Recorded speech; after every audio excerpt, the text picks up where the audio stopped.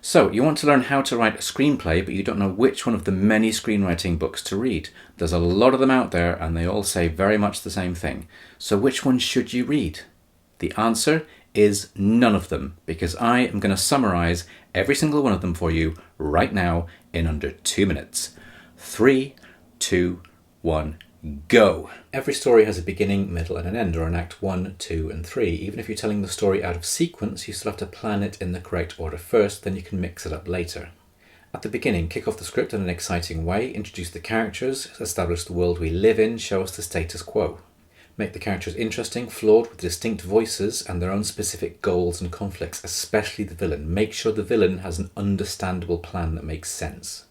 Show us what the main character wants and the obstacles in their way, then kick off their story, disrupting the status quo, throwing them into the middle. In the middle, throw all the problems and obstacles at the characters and see how they cope. Avoid exposition, which is just telling the audience things they don't know. As you know, my father, Dr. Chuckles, the eminent parapsychologist, went missing on a hiking expedition last week. Show, don't tell. Don't tell us that Beth knows butt kick foo. Show her using it. Otherwise the audience isn't going to know. If it's not on screen, they ain't going to know it. Every scene should move the story on or reveal a character, preferably both at the same time. At the midpoint, throw in a surprising twist, reveal, or complication that throws the story into a whole new direction. The hero is the villain. The villain is my father. It was all a setup! Just before the end, make sure that all is lost. Things look grim for the character. They cannot possibly get out of this situation. Unless, in the end, the character makes a last-ditch, last resort, desperate attempt to save the day, summoning up all their strength and willpower for one final battle. End the story in a surprising, yet inevitable way that was hinted at from the very beginning. Show how the character has changed or grown. They can succeed or fail, doesn't matter, as long as they're different at the end.